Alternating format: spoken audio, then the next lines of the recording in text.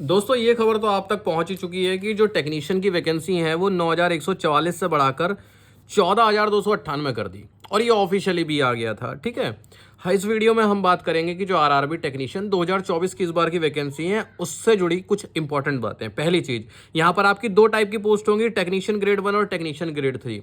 Eligibility जो है इनकी वो आईटीआई है मोस्टली। ठीक है, स्पेशली टेक्नीशियन ग्रेड 3 की। इस वजह से जो टेक्नीशियन ग्रेड 3 की वैकेंसी है, जो इसकी फाइनल कट ऑफ जाएगी, वो उसकी एक्सपेक्टेड कट ऑफ काफ़ी कम जाएगी।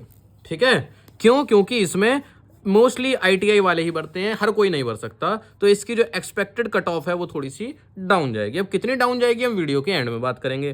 पहले जरा एक चीज देखते हैं, टेक्नीशियन ग्रेड 3 में 4 सब्जेक्ट आते हैं आपके, एक ही एग्जाम होना है, 1 एग्जाम ओनली। इस एग्जाम में जिसने फोड़ दिया यानी अच्छे मार्क्स ले आया उसका काम हो गया, और जो अच्छे मार्क्स नहीं ला पाया वो अपना यही बहाने बनाता रह जाएगा कि यार तैयारी अच्छी नहीं थी या मेरे क्वेश्चन छूट गए, इस तरह की बातें। ठीक है, तो दोबारा सुन लीजिए, सिर्फ एक एग्जाम होगा, उस एक एग्जाम में आप पास तो आप पास, वरना आप फेल। ठीक है, ये पेन बड़े चमक रहे हैं इसलिए सादा वाला पेन ले लेता हूँ। इतनी बात समझ में आई कि सिर्फ एक ही एग्जाम होना है, उसी में आपको परफॉर्म करना है, यही आपकी ज़िंदगी को यहाँ से वहाँ ले जाएगा। ठीक है, मतलब मैं आपको सच्ची बताता हूँ पर्सनल एक्सपीरियंस से कि नौकरी आपके आगे तक की आधी से ज़्यादा, अगर 100 टेंशन है आपकी तो उसमें से आपकी 90 खत्म है नौकरी लगते ही। क्यों? अब आप आगे की चीज़ों को सोचेंगे। ठीक है, अब आप अपने घर का उत्थान करेंगे, अपने घर को अच्छा करने की सोचेंगे। ठीक है, और ग्रो करने की सोचेंगे। ठीक है, और जब तक नौकरी नहीं होती है तब तक सिर्फ आप एक ही बात सोचेंगे कि मेरी नौकरी लग जाए, मेरी नौकरी लग जाए तो मैं ये कर लूँ वो कर लूँ। ठीक है, तो सिर्फ एक एग्जाम आपके बीच में है। ठीक, तो टेक्नीशियन ग्रेड 3 जिसने भर रखा है उसके सामने 4 सब्जेक्ट आएंगे, मैथ, रीजनिंग, साइंस, जीके। और अगर आपने, यकीन मानना, अगर आपने मैथ, रीजनिंग, साइंस अच्छी कर ली, जीके नहीं भी करी, ठीक है, तो भी आप पास हो जाएंगे, कट ऑफ को पार कर जाएंगे। इतनी ऊंची कट ऑफ नहीं जाएगी इसकी। पूरा फोकस मैथ, रीजनिंग, साइंस पे भिड़ा दो, पूरा पूरा छोड़ दो सब कुछ। मैं जिसने टेक्नीशियन ग्रेड 3 की नौकरी लेनी है और भर रखा है फॉर्म, भर दो। ठीक है, मैथ, रीजनिंग, साइंस। अच्छा, एक चीज और, अभी चलो आगे बताते हैं। ठीक है, 100 सवाल रहेंगे, 90 मिनट रहेंगे, 100 सवाल रहेंगे, 90 मिनट रहेंगे, और बाद में ये बहाना नहीं होना चाहिए किसी का भी कि अरे मेरे हो नहीं पाया। ठीक है, अब टेक्नीशियन ग्रेड 1 की बात करते हैं।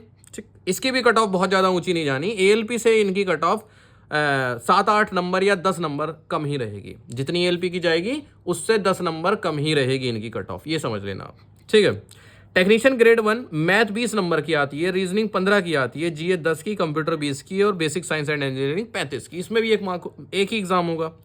अगर आप ध्यान से देखो तो आप क्या देखोगे कि ये एएलपी का सीबीटी 1 का सिलेबस है और ये एएलपी के सीबीटी 2 का सिलेबस है। ठीक है, टेक्नीशियन ग्रेड 3 का सिलेबस किसके जैसा है? एएलपी के सीबीटी 1 जैसा, और ये एएलपी के सीबीटी 2 जैसा। बेसिक साइंस एंड इंजीनियरिंग एक ऐसा सब्जेक्ट है जो कि आपके लिए नया पड़ेगा। ठीक, इसको अभी रोक देते हैं यहीं पर। इसके अलावा कंप्यूटर, बेसिक कंप्यूटर आएगा, पर यह भी आपको पढ़ना पड़ेगा। मेन फोकस अभी भी आपको मैथ, रीजनिंग पे रखना है और कंप्यूटर और बेसिक साइंस एंड इंजीनियरिंग पे रखना है। जीए अगर आप छोड़ना चाहो तो छोड़ सकते हो, पर बाकी को फिर उतना ही मजबूत कर लेना। अगर आप जीए नहीं पढ़ रहे हो तो बाकी सब्जेक्टों में कोताही मत बरतना, उसमें ढील मत देना। आपको पेपर के लिए समय मिलेगा 90 मिनट का और सवाल मिलेंगे 100। ठीक है, अब एक कट ऑफ मैंने आपको बता दी कि एएलपी से लगभग 7 से 10 नंबर से कम रहेगी। टेक्नीशियन ग्रेड 3 का एग्जाम होगा एएलपी के सीबीटी 1 जैसा, और ग्रेड 1 का एग्जाम होगा सीबीटी 2 जैसा। ठीक है, पोस्ट यहाँ पर वैकेंसी बढ़ चुकी है, 14,298 पोस्ट हो चुकी हैं। अब जो नए बच्चे फॉर्म भरेंगे उनके लिए लिंक 15 दिन के लिए एक्टिवेट हो जाएगा। कुछ बच्चे ऐसे रहे होंगे उस समय किसी कारण की वजह से एलिजिबल नहीं होंगे, हो सकता है उनकी उम्र में पूरी होने में कुछ दिन बचे हुए हों, हो सकता है उस समय तक उनकी मार्कशीट उनके हाथ में ना आई हो और अब आ गई हो। तो अब आपके पास मौका है, न्यू एप्लीकेशंस भरी जाएंगी, और जो पुराने वाले हैं उनको भी कुछ मौके दिए जाएंगे, जैसे कि अपना आरआरबी चेंज करने का। ठीक, इसके लिंक की डेट अभी नहीं आई है पर बहुत ही जल्दी आ जाएगी।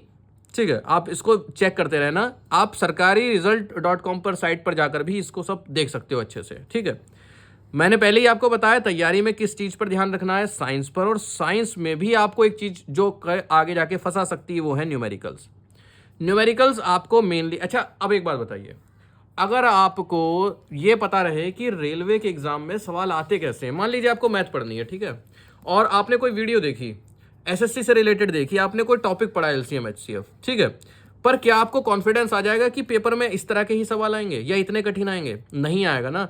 पेपर आपके पास कॉन्फिडेंस कब आएगा? आपका कॉन्फिडेंस तब आएगा जब आप टेक्नीशियन ग्रेड 3 का अगर एग्जाम दे रहे हो तो टेक्नीशियन के सवाल देख लो कि ये आता है टेक्नीशियन का पेपर, ठीक है। इसके लिए जरूरी है कि आप इस तरह से तैयारी करो कि आप वही सवाल करो जो रेलवे में आए हुए हैं, और रेलवे में क्वेश्चंस रिपीट बहुत होते हैं। ये चीज रेलवे की खास बात है। अभी हम जरा आगे की चीजों पर ध्यान देंगे, इससे पहले मैं आपको जरा बुक्स बता देता हूं कुछ इस तरह की, ठीक है। ये मेरे सामने बुक रखी हुई है, ये है एक साइंस की बुक और ये है जनरल स्टडीज की बुक। सबसे पहले मैं साइंस की, मैं ये नहीं बताऊंगा कि आप ये लो वो लो, मैं आपको सिर्फ ये बताऊंगा, ये पिनेकल की बुक है, ठीक है। पिनेकल कोचिंग, आपने नाम पक्का सुना हुआ होगा। मैं सिर्फ आपको इस बुक के फीचर बताऊंगा कि इस बुक में ऐसा क्या खास बात है जिससे आपको फायदा मिल सकता है। टीसीएस वो कंपनी, टाटा कंसल्टेंसी सर्विस, जो कि एग्जाम कराती है रेलवे के, ठीक है। और टीसीएस की खास बात है क्वेश्चन रिपीट होते हैं। इसमें क्या दिया हुआ है, ये इंग्लिश मीडियम और हिंदी मीडियम दोनों के लिए बुक्स हैं। डिस्क्रिप्शन में आप जाएंगे आपको सब लिंक मिलेंगे। इसमें एएलपी के टेक्नीशियन, एएलपी टेक्नीशियन, वही tyre 1 tyre 2, NTPC, group D, RPF, SI constable और सारे एग्जाम के क्वेश्चंस बड़े अच्छे से दे रखे हैं, चैप्टर वाइज दे रखे हैं और उनका डिटेल एक्सप्लेनेशन भी दे रखा है। कैसे, अब मैं समझाता हूं आपको। सबसे पहले जरा आप इसका इंडेक्स देखिए, इंडेक्स से ही आप आधी बुक को समझ जाएंगे। इंडेक्स में फिजिक्स के क्वेश्चन, केमिस्ट्री के क्वेश्चन, बायो के क्वेश्चन, एनवायरमेंट के क्वेश्चन, साइंस एंड टेक्नोलॉजी के क्वेश्चन और कंप्यूटर के भी क्वेश्चन। अब आप उसमें कंफ्यूज थे कि यार 20 नंबर की कंप्यूटर आ रही है, मैं 20 नंबर की कंप्यूटर पढ़ूं कहां से, कैसे सवाल आएंगे कंप्यूटर के? तो भाई साहब, जब आप देख लेंगे कि कंप्यूटर के इस तरह के सवाल आते हैं, तब तो आपको लग जाएगा ना कि हाँ, अब मेरा कंप्यूटर पक्का है। अब जेके फिजिक्स का जरा इंडेक्स देख लेते हैं। जैसे आपने लाइट एंड ऑप्टिक्स पढ़ा, उसके एमसीक्यू पढ़े तो साथ में उसके न्यूमेरिकल भी हैं। हीट एंड थर्मोडायनेमिक्स पढ़ा, उसके एमसीक्यू पढ़े तो साथ में उसके न्यूमेरिकल भी हैं। और कौन से न्यूमेरिकल हैं? वही न्यूमेरिकल हैं जो रेलवे के एग्जाम में आए हुए हैं। पन्ना पलटते हैं। इसी तरह से केमिस्ट्री का भी, और जिन जिन चैप्टरों से न्यूमेरिकल आते हैं उनमें न्यूमेरिकल हैं, और जिनसे न्यूमेरिकल बनते ही नहीं है उनमें न्यूमेरिकल नहीं है। अच्छा, हम आ गए फिजिक्स के पहले चैप्टर पे, फिजिक्स के पहले चैप्टर पे जो कि है लाइट एंड ऑप्टिक्स। अब मान लीजिए, मैं आपको जूम करके दिखाता हूं, मान लीजिए ग्रुप डी का सवाल है, तो आप क्या देखेंगे? अब लाइन से सारे के सारे सवाल किसके आएंगे? ग्रुप डी के ही आएंगे, ठीक है। अब आप तैयारी किसकी कर रहे हो? टेक्नीशियन की। तो आप पन्ने पलटेंगे, आप देखेंगे कि यार ऑप्टिक्स से टेक्नीशियन वाले सवाल कहाँ मिलेंगे, ठीक है। क्योंकि इसमें मिक्सअप करके नहीं दे रखे, अलग अलग दे रखे हैं, जिससे कि आपको अपने टाइप के सवाल ढूंढने में आसानी हो और कठिनाई ना हो, ठीक है। जैसे कि ग्रुप डी के ही चल रहे हैं, अभी तक ग्रुप डी के ही चल रहे हैं। ये एएलपी के चालू हो गए, देखो एएलपी टायर 1, ठीक है, एएलपी टायर 1। अब सब एएलपी के ही चलते जाएंगे, एएलपी के चलते जाएंगे। तो जो एएलपी की तैयारी कर रहे होंगे वो देख लेंगे, और इससे एक आइडिया भी लग जाता है कि भाई एएलपी का पेपर कठिन होता है या फिर ग्रुप डी का कठिन होता है या फिर जेई का पेपर कठिन होता है। इस तरह से इसमें हर चैप्टर के साथ साथ जो उनका आंसर है उसमें फिर उसको सॉल्यूशन है मान लीजिए, तो उसका पूरा एक्सप्लेनेशन भी है कि किस तरह से, किस फॉर्मूले से न्यूमेरिकल या फिर क्वेश्चन सॉल्व हुआ है। और सेम चीज हर सब्जेक्ट में है, रीजनिंग में है और मैथ में है, ठीक है। मैथ की भी दिखा देता हूं आपको बुक, आप किसी भी बुक के इंडेक्स से ही समझ सकते हैं उसके अंदर क्या क्या है। मान लीजिए मैं रीजनिंग खोल दूं आपके सामने, ये देखिए, कुछ जूम करके दिखाऊं, ये देखो, मान लीजिए इसमें एक चैप्टर है कोडिंग एंड डिकोडिंग, ठीक है। ये कोडिंग डिकोडिंग लिखा है। सबसे पहले उसका कॉन्सेप्ट बताया जाएगा, मैथ में भी ऐसा ही है, यानी कि उसके फॉर्मूले बताए जाएंगे, बेसिक्स बताए जाएंगे, फिर उसमें कुछ क्वेश्चंस बताए जाएंगे, ठीक है, समझाने के लिए। और उसके बाद टीसीएस में आए हुए प्रीवियस ईयर के क्वेश्चंस आपके सामने आ जाएंगे। अभी तक क्या होता था दोस्तों, जो टेक्नीशियन का पेपर होता था वो एएलपी के साथ ही मर्ज होके होता था, ठीक है। अगर आप कोई पुराना पेपर डाउनलोड करोगे तो उस पर लिखा होगा एएलपी/टेक्नीशियन। पेपर एएलपी और टेक्नीशियन का अलग अलग नहीं होता था। तो मैंने क्या आपको समझाया? मैंने आपको ये समझाया जो टेक्नीशियन ग्रेड 3 की तैयारी कर रहे हैं उनका, उसका मतलब है कि आप एक तरह से एएलपी के सीबीटी 1 की तैयारी कर रहे हैं, और जो ग्रेड 1 की तैयारी कर रहे हैं टेक्नीशियन ग्रेड 1 वो थोड़ा सा हाई लेवल का होता है। इसका मतलब है आप एएलपी के सीबीटी 2 की तैयारी कर रहे हैं, क्योंकि ये पूरा सीबीटी 2 का सिलेबस है और पूरा सीबीटी 1 का सिलेबस है। तो आज तक जब टेक्नीशियन का अलग से एग्जाम ही नहीं हुआ तो उसके सवाल कहां से दें? तो जो बच्चे ग्रेड 3 की तैयारी कर रहे हैं वो एएलपी के सीबीटी 1 की तैयारी करें, ठीक है, और जो ग्रेड 1 की तैयारी कर रहे हैं वो एएलपी के सीबीटी 2 की तैयारी करें। इतनी बात मेरी समझ गए? इतनी बात समझ गए होंगे, ठीक है। तो ये बुक समझे, हर चैप्टर का पहले कॉन्सेप्ट यानी उससे रिलेटेड फॉर्मूले, बेसिक्स, उसके अलावा आसान आसान से क्वेश्चन जिससे आप सॉल्व कर पाएं, और फिर टीसीएस के पेपर। और बाकायदा दे रखा है कि ग्रुप डी में आज तक इस टॉपिक से इतने सवाल आए हैं, एनटीपीसी में इतने आए हैं, जेई में इतने आए हैं। तो अच्छी बुक्स हैं, पिनेकल की बुक्स हैं, कोई ऐसी भी नहीं कि कोई कमज़ोर पब्लिकेशन हो, अच्छा पब्लिकेशन है जो कि कोचिंग वगैरह अच्छी चलती हैं। ठीक है, मैं आपको ये समझा रहा था कि ग्रेड 3 की अगर आप तैयारी कर रहे हैं तो एक तरह से, क्योंकि आपको प्रीवियस ईयर में टेक्नीशियन के अलग से नहीं मिलेंगे, तो आप ये समझ के चलिए कि आप एएलपी सीबीटी 1 की तैयारी कर रहे हैं। और अगर आप ग्रेड फर्स्ट की तैयारी कर रहे हैं तो आप ये समझ के चलिए कि आप एएलपी के सीबीटी 2 की तैयारी कर रहे हैं। साइंस पर आपको फोकस रखना है क्योंकि वहां पर आप फंस सकते हो, ज़्यादा नंबर की आती है। इस न्यूमेरिकल्स को मिस मत करना। हो सकता है आप साइंस की थ्योरी पढ़ के चले जाओ और सोचो कि अरे मेरे तो मौजा ही मौजा है, मुझे काफ़ी आता है, और पेपर में आ जाए न्यूमेरिकल। ठीक है, कट ऑफ अप्रॉक्स 70 जाएगी और थोड़ी बहुत इससे कम भी जा सकती है टेक्नीशियन ग्रेड 3 के लिए स्पेशली। ठीक है, 1 के भी 70 के आसपास ही रहेगी, 70 के ऊपर मुश्किल ही जाएगी। एक ही एग्जाम होगा, 90 मिनट 100 सवाल। अब सवाल आता है कि क्या आप 90 मिनट में 100 सवाल कर पाएंगे? तो देख लेते हैं। साइंस के अगर 40 सवाल हैं, अप्रॉक्स जो होता है समय वो होता है कि 3 मिनट में 10 सवाल, यानी इसके लिए 3 मिनट लगेंगे।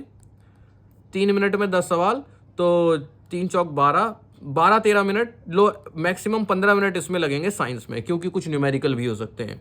ठीक है, समय है 90 मिनट, और चलो आप 20 मिनट इनको इंक्लूड करके 20 मिनट मान लो। 20 मिनट आप ले चुके हो, बचे 70 में से 35 इसको दे दोगे, 35 इसको दे दोगे, तब भी आपका ये क्वेश्चन हो जाएगा। अब ये चीज फिट बैठ रही है नहीं बैठ रही है आपके ऊपर, तो ये कैसे पता चलेगा? ये मित्र पता चलेगा जब आप प्रीवियस ईयर क्वेश्चंस को सॉल्व करोगे। प्रीवियस ईयर क्वेश्चंस किसी भी एग्जाम के लिए बड़े ही इंपॉर्टेंट होते हैं, बहुत इंपॉर्टेंट होते हैं। ठीक है, और ये मैं आपको बुक दिखा देता हूं। ये बुक दिखानी में भूल गया, क्योंकि प्रीवियस ईयर के बिना तो यार कोई आपकी तैयारी अधूरी है। ठीक है, जैसे ये गया है एएलपी एंड टेक्नीशियन। मैंने आपको क्या बताया, आज तक टेक्नीशियन का अलग से एग्जाम आया नहीं, एएलपी और टेक्नीशियन का कॉमन एग्जाम होता था। अब आपने खोली बुक और इसमें जो ये क्वेश्चन पेपर हैं उनको किया आपने सॉल्व। और अब आप देखेंगे, आप क्या करना, टाइमर लगाना। ठीक है, और देखना कि मैथ आपकी कितने मिनट में सॉल्व हो पा रही है, रीजनिंग आपकी कितने मिनट में सॉल्व हो पा रही है। ठीक है, साइंस आपकी कितने मिनट में सॉल्व हो पा रही है, और जीए, क्योंकि हर बंदे की स्पीड अलग होती है। मान लीजिए मैंने अपने हिसाब से बता दिया कि मुझे 10 सवाल में 3 मिनट लगते हैं साइंस के जीके के, ठीक है, या उससे कम ही लगते हैं। हो सकता है आप धीमा पढ़ते हो सकता है आप मुझसे भी तेज पढ़ते हो। ठीक है, तो जब आप प्रीवियस ईयर क्वेश्चंस को सॉल्व करोगे, जब आपने इस किताब को लेकर कोई सा पेपर का सेट लगाओगे, ठीक है, मान लीजिए एएलपी एंड टेक्नीशियन का सेट लगाया, तो आपको अपनी स्पीड पता चलेगी कि आप मैथ के, मान लो उसमें 20 सवाल आ रहे हैं, तो मैथ के 20 सवाल में कितने मिनट ले रहे हो। क्या आप 20 मिनट ले रहे हो, क्या आप 25 मिनट ले रहे हो, क्या आप 30 मिनट ले रहे हो। उस हिसाब से आपको पता चल जाएगा कि आप 90 मिनट में 100 सवाल कर पाएंगे या नहीं।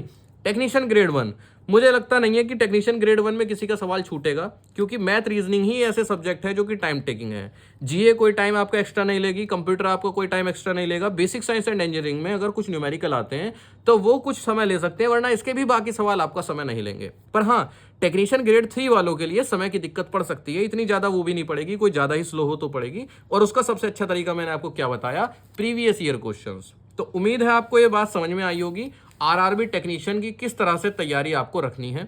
जो वैकेंसी बढ़ी है उसका आपको फायदा मिल सकता है।